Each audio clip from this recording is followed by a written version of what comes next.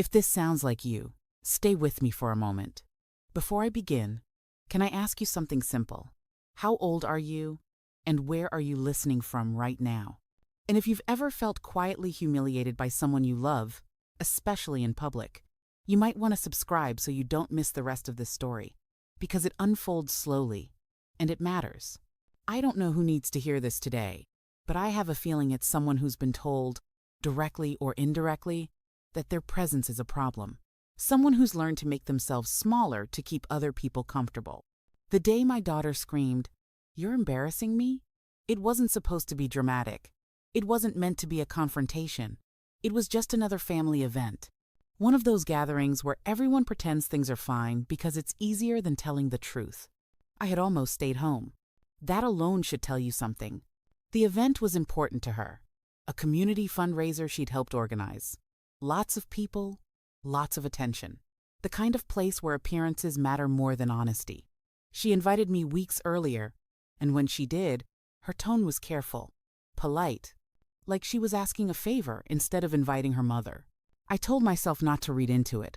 I told myself she was busy, successful, stressed.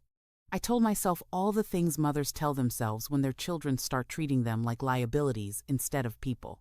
I chose my clothes carefully that morning. Not flashy, not outdated, neutral colors, clean lines. I stood in front of the mirror longer than I'd like to admit, tugging at the sleeves, smoothing the fabric, wondering if I looked acceptable. That word had crept into my life quietly over the years. Acceptable. Not loved. Not wanted. Just acceptable. On the drive there, I rehearsed conversations in my head. Not what I would say, but what I wouldn't say. I wouldn't talk too much. I wouldn't ask questions that might seem intrusive. I wouldn't mention things from the past. I wouldn't linger. By the time I arrived, I already felt like a guest who needed to earn their place. The venue was crowded. Bright lights. Music just loud enough to make conversations feel rushed. My daughter spotted me almost immediately. Her smile froze for half a second before she walked over. She hugged me quickly, stiffly, like there were rules about how long she could hold on. "Aim," she said, not warmly, just surprised. "I said I would," I replied. She nodded and glanced around. "Okay, just stay near the back, all right? It's pretty busy." I smiled and said, "Of course." That's what I always said. I spent most of the evening standing near a high table, sipping a drink I didn't really want, watching my daughter move through the room like she owned it. She was confident, charismatic, surrounded by people who laughed easily at her jokes. I felt proud of her, genuinely proud. I also felt invisible. A few people approached me, asked how I knew her. When I said I was her mother, their reactions varied. Some smiled warmly, others looked surprised. A few looked confused, like they were trying to reconcile the image of me with the version of her they knew. Each reaction landed somewhere deep in my chest. At one point, I tried to join a conversation she was having with a group of donors. I didn't interrupt. I just stood nearby, waiting for a pause. When I finally spoke, it was something harmless. Supportive. She turned toward me sharply. Her eyes flashed. Not anger yet, but panic. Fear of something slipping out of her control. She stepped closer and hissed, "Mom, stop. You're embarrassing me." The words hit harder because of how casually they were said. Not whispered. Not softened. Said plainly, like a fact. I felt heat rush to my face. I could feel people nearby pretending not to listen while listening anyway. My daughter didn't look at me like I was her mother in that moment. She looked at me like I was a problem she needed to manage. I said quietly, "I didn't mean to." She cut me off. "Just don't, okay?" Something inside me shifted then. Not anger, not sadness. Something colder, clearer. I nodded. I stepped back. I didn't argue. I didn't defend myself. I didn't cry. I smiled. And then I did the one thing she didn't expect. I left. No announcement. No confrontation, just a quiet exit through a side door while the event carried on without me. The air outside felt different, cooler, honest.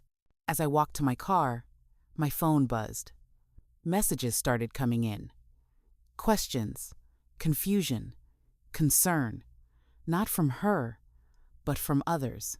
Because what my daughter didn't realize was this: the story she'd been telling about me, the one that made me an embarrassment, didn't hold up when I wasn't there to play the role anymore. And my absence did something my presence never could.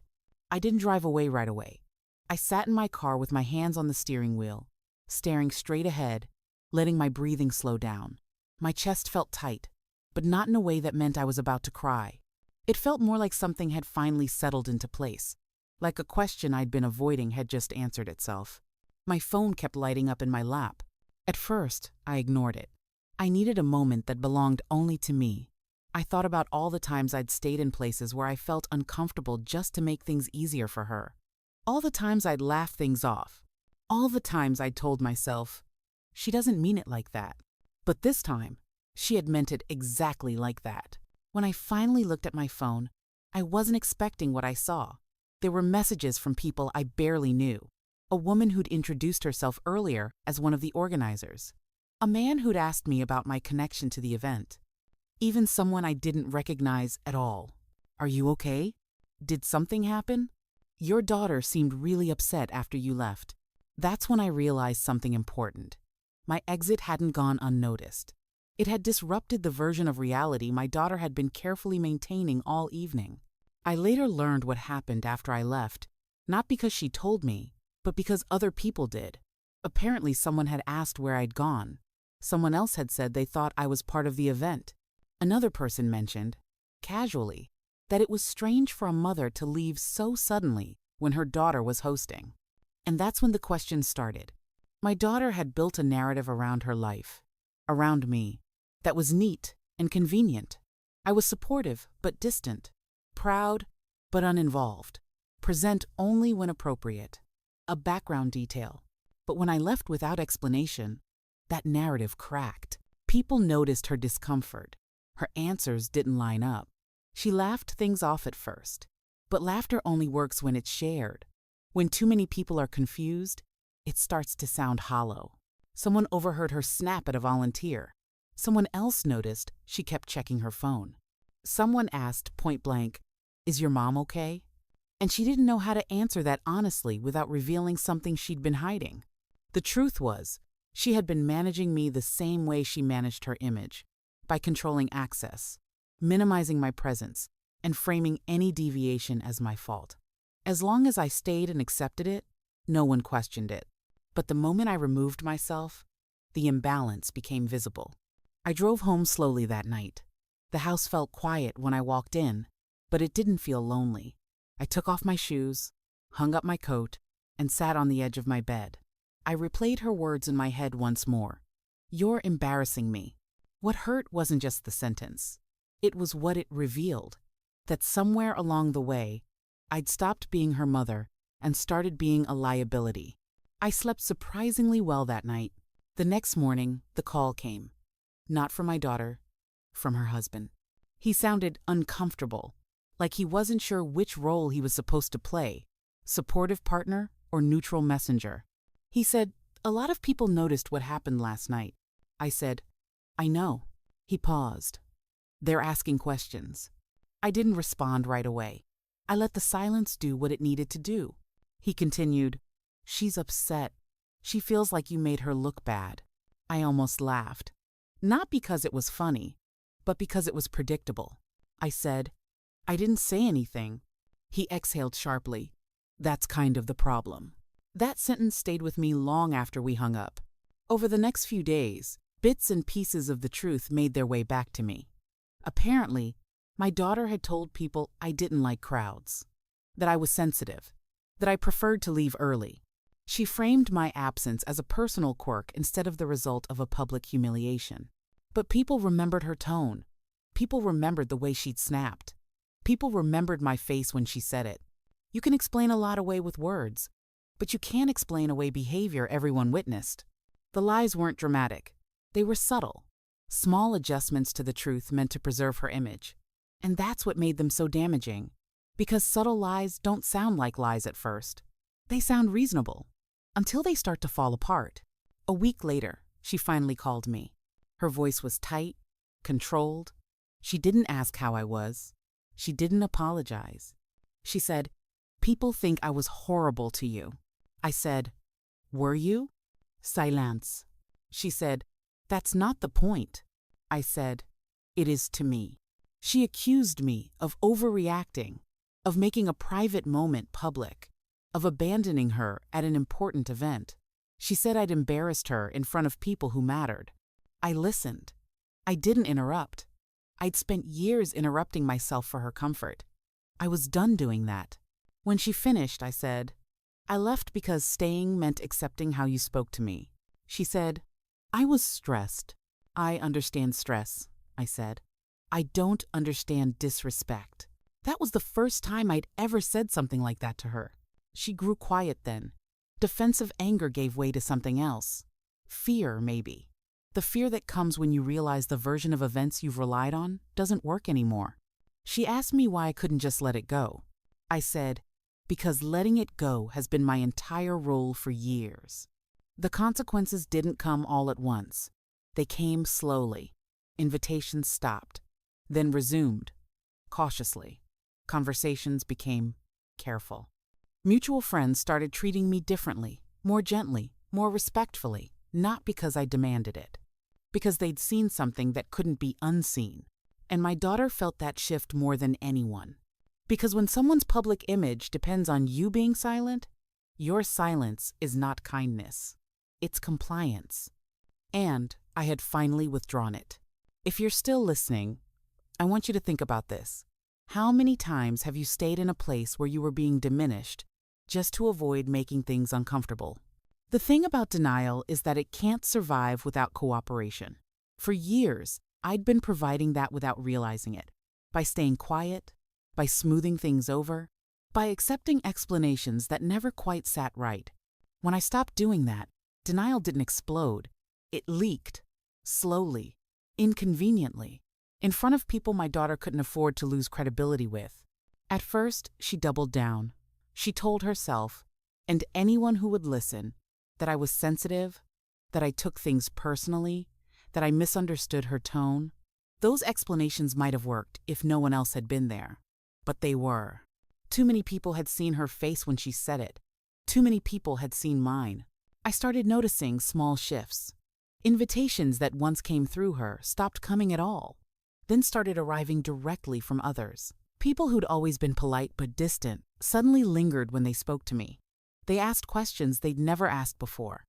About my life, about my work, about how I was doing. I didn't say much. I didn't need to.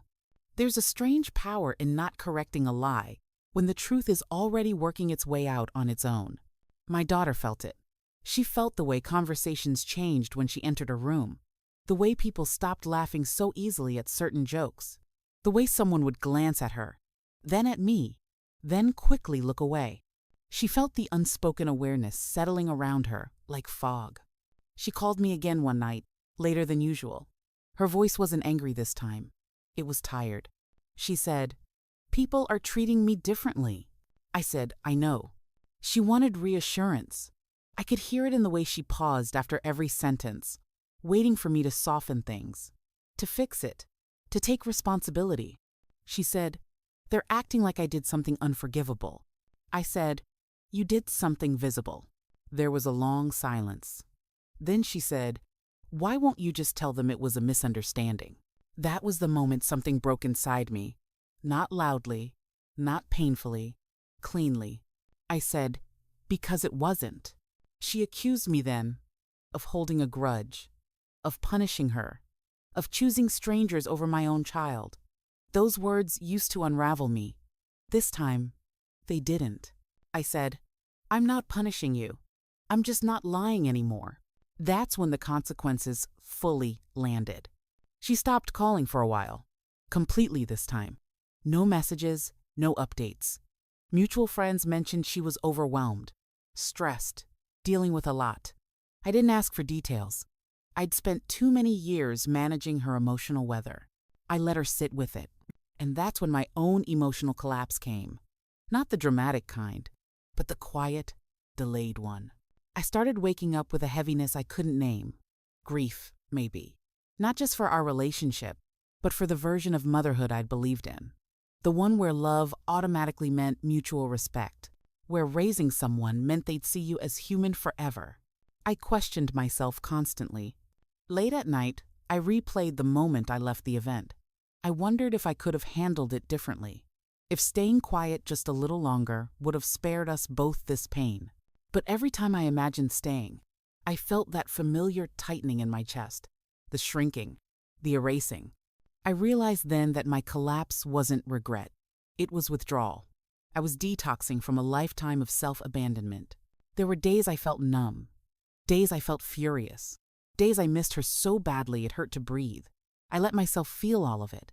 I didn't rush toward forgiveness like I used to. I didn't turn pain into lessons just to make it easier to swallow. I sat with it. One afternoon, I ran into someone from the event at the grocery store. She looked relieved to see me. She said, "I'm glad you're okay." Then, hesitating, she added, "I hope you know, people noticed. It mattered." I thanked her and walked away before my eyes could fill.